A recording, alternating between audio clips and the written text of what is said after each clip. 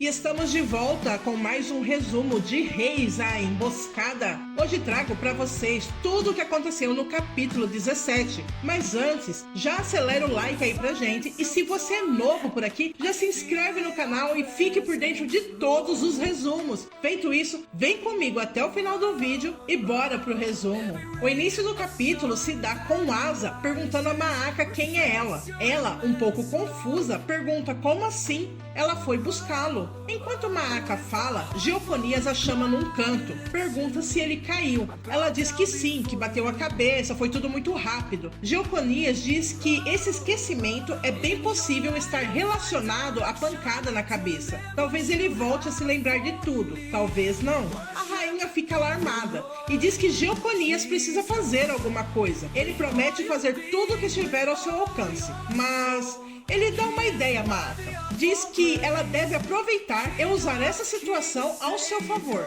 Já que ele não se lembra de nada, qualquer coisa que ela disser pode ser a verdade sobre o passado da vida dele até ali. Maaka gosta da ideia e não descarta. Na cena seguinte, com Naara caída ao chão, Jeroboão lembra de todas as mulheres que já teve e lembra da traição de cada uma delas. Sente-se traído também por Siloé, que amava tanto. Ele tenta se levantar, mas a ferida em sua perna faz com que caia ao chão. Zin aparece para ajudá-lo e o rei pede que ele vá atrás deles. No acampamento beduíno, Abia se encontra deitado dentro de uma tenda, sem vida.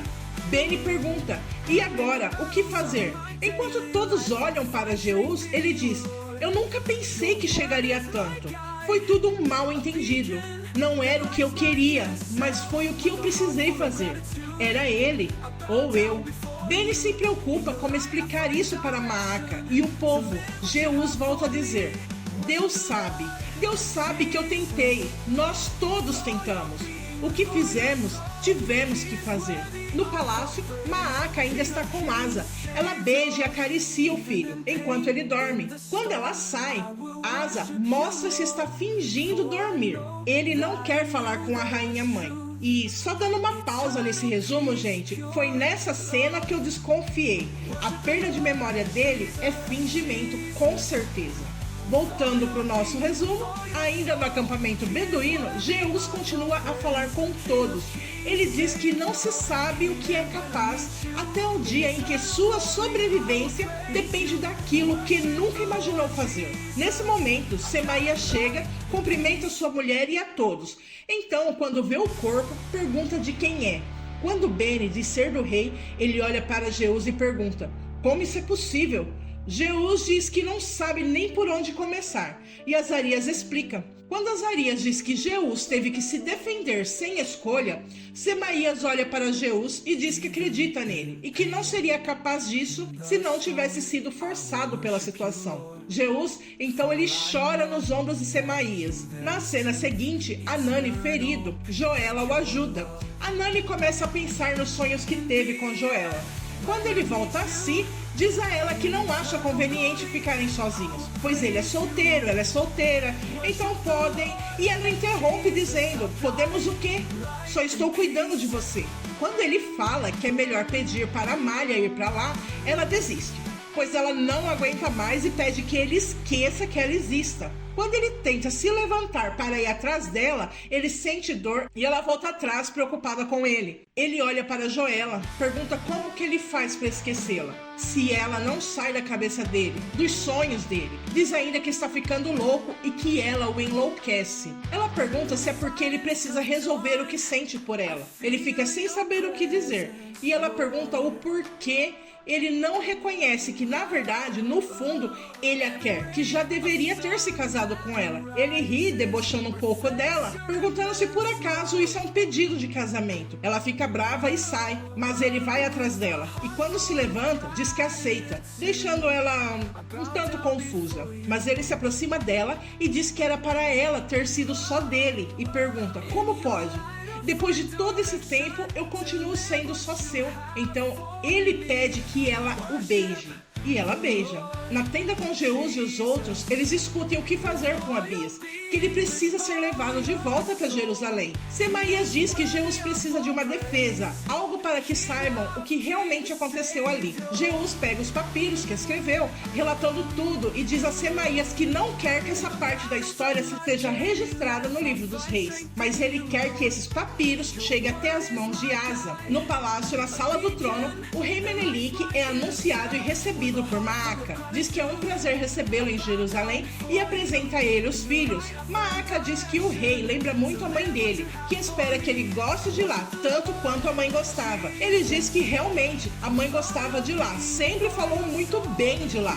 Maaca pede então que ele se sinta à vontade. Nesse momento, Asa chega e Maaca o apresenta ao rei como sucessor do trono de Judá. Menelik diz que fica muito feliz de conhecer o lado da família do pai. Maaca fala que na verdade eles não sabiam e ele interrompe e completa que eu sou filho de Salomão.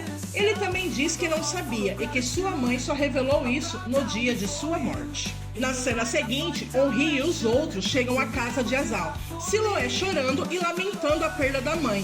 Efá pede desculpa ao pai, pois não sabiam para onde ir. Mas tanto Azal quanto Elias estão um tanto estranhos sentados à mesa. Nesse momento, Zinri aparece e diz: finalmente! Quando Onri se prepara para enfrentá-lo, Zinri pede calma e diz que não quer machucá-los. Efá pergunta o que ele quer deles. Ele diz que só quer ajudar. Na casa do rei Jeroboão, Nadab chega e encontra o caos que ficou, com Naara caída e os guardas, todos sem vida. A princípio, ele encontra o rei Jeroboão desacordado e tenta acordá-lo. Quando não há resposta do rei, Nadab verifica sua perna ferida e vê o quão grave está.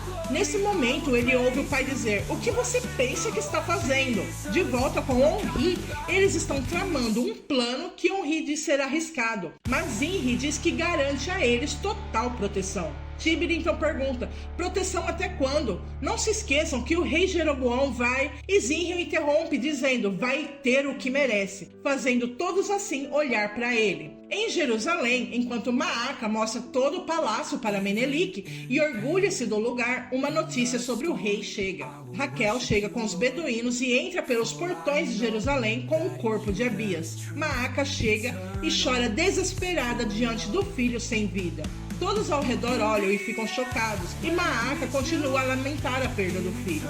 Jucal pergunta a Raquel quem fez isso com o rei. Ela diz ter encontrado o corpo no rio e fizeram um favor, trazendo-ele de volta para eles, e quer saber quanto ganhará por isso. Maaca vai até ela e diz para ela falar logo quem matou o filho dela. Raquel enfatiza que o encontrou no rio. Maaca faz menção de acusá-la de tê-lo matado, mas Raquel pergunta se isso é o que ela quer, acusar a esposa do rei Jeroboão. O que ela ganharia com isso? Maaca então se vira e manda levar a carroça para o palácio. Nesse momento, Jeús aparece embaixo da carroça. Na cena seguinte, Ábida se veste como um sacerdote de Aserá. Ele foi pressionado a isso, pois Basemate foi capturada por Baal-Natã e o ameaçou caso ele não voltasse para a vida que tinha. Ele está preparado para um ritual. Baal-Natã joga as roupas dele fora, diz que ele não precisará mais disso e manda que a queime. Ábida hesita e diz que não pode mais fazer isso, mas Baal-Natã insiste, pois essa é a vida dele, esse é quem ele é, que ele não deve fugir e sim aceitar. Então ele vai e queima suas roupas, e Ábida fala: uma vez sodomita, sempre sodomita. Na cena seguinte, quando param a carroça, Maaca pergunta a Asa se ele se lembra do pai. Asa diz que não se lembra, e isso deixa Jeús um pouco alarmado e preocupado. Asa diz que consegue sentir a dor. Maaca o abraça e diz que Abias era um homem bom e honrado. Quando Maaca fala que tem certeza que foi Jeús que fez alguma coisa e ele tem a ver com isso, Asa pergunta quem é Jeús e deixa Jeús mais preocupado ainda. Menelik tenta confortar Asa, diz que ele irá superar a perda do pai, até porque isso que aconteceu com ele o faz o novo rei de Judá. E Maaca confirma: esse agora é o rei Asa. Mal sabe ela que Asa vai acabar com ela. No acampamento beduíno, Enfim, é celebrado o casamento de Anani com Joela. Todos felizes, pois finalmente os dois se acertaram.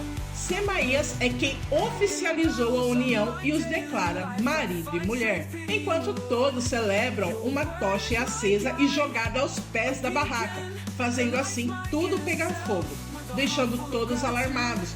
Em Jerusalém, Beni se encontra com Raquel e diz que não há nenhum sinal de Tafate ou Bazemate. E Raquel pergunta se nem mesmo Ábida. Nesse momento, eles avistam Ábida andando com Baal-Natã e ficam chocados com o que vem.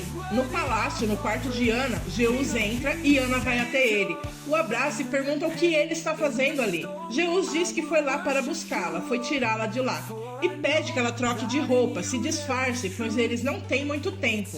Nesse momento, Selomite entra no quarto de Ana, enquanto ela se troca. Jeús se esconde e Selomite chama por Ana. Ele diz que agora que Obias morreu, ele pensou em ir lá, para tomá-la para ele, a deixando assustada. O capítulo termina com Nadab invadindo a casa de Azal, atrás de Onri e os outros. Eles pegam Azal e Nadab o interroga, pergunta onde eles estão. Quando Azal se faz desentendido, Nadab retira a espada e Elias aparece tentando impedir o príncipe. E esse resumo termina aqui. E se você gostou, deixa seu like, inscreva-se no canal e compartilhe para que mais pessoas possam conhecer o nosso trabalho. A gente está aqui para poder dar o melhor para você. Muito obrigada por assistir. Até a próxima. Tchau.